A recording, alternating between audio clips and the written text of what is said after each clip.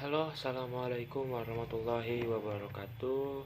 Perkenalkan, nama saya Aftar Ramadan dengan NIM 28920500069 dari program studi manajemen Fakultas Ekonomi Bisnis Kampus Pancasakti Bekasi.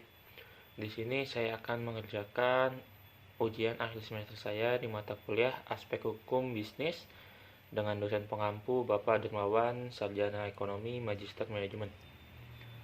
Oke, langsung aja. Yang pertama, bagaimana desain hukum bisnis ke depan?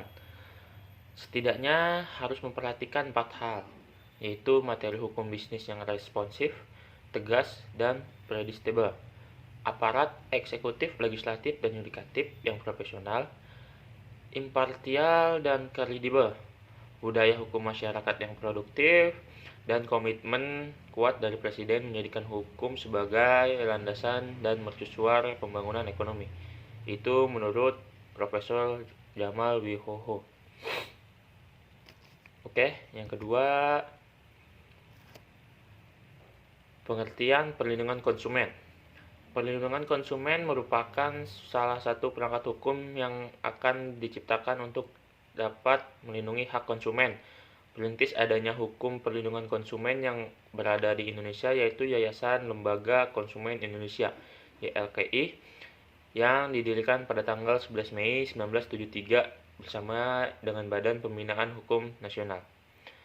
Perlindungan konsumen menurut saya, dengan adanya perlindungan konsumen, maka akan ada peraturan dan hukum yang mengatur hak dan kewajiban konsumen dan produsen yang timbul dalam usahanya untuk memenuhi kebutuhannya dan mengatur upaya untuk menjamin terwujudnya perlindungan hukum terhadap kepentingan konsumen.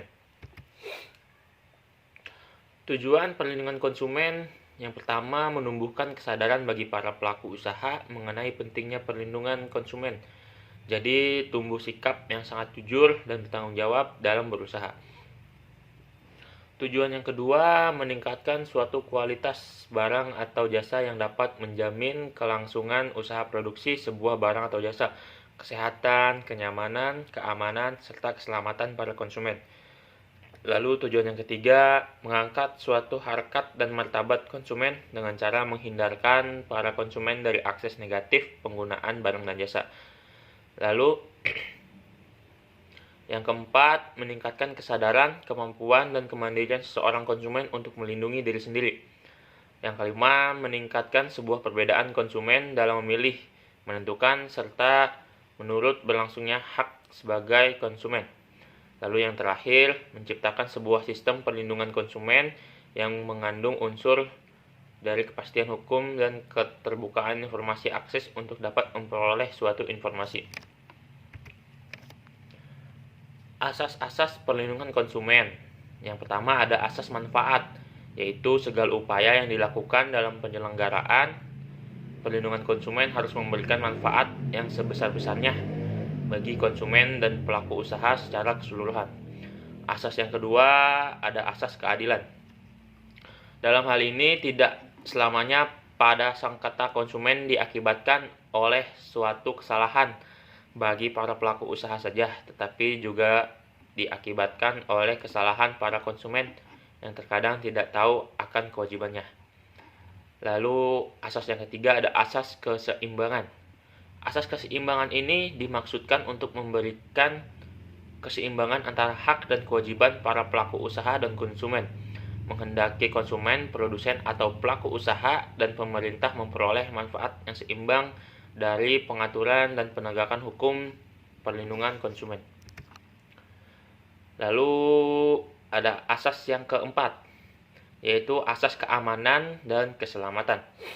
Asas ini bertujuan untuk memberikan adanya jaminan hukum bahwa konsumen akan memperoleh manfaat dari produk yang dikonsumsi atau dipakainya, dan sebaliknya bahwa produk itu tidak akan mengancam ketentraman dan keselamatan jiwa dan harta bendanya. Lalu asas yang terakhir ada asas kepastian hukum. Asas ini bertujuan untuk dapat memberikan kepastian hukum agar para pelaku usaha maupun seorang konsumen menaati hukum dan menjalankan apa yang menjadi salah satu hak dan kewajibannya. Oke, mungkin hanya itu aja penjelasan mengenai desain hukum bisnis dan perlindungan konsumen dari saya.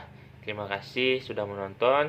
Jangan lupa like and subscribe-nya, dan jangan juga lupa follow akun Instagram saya di @afterramadan.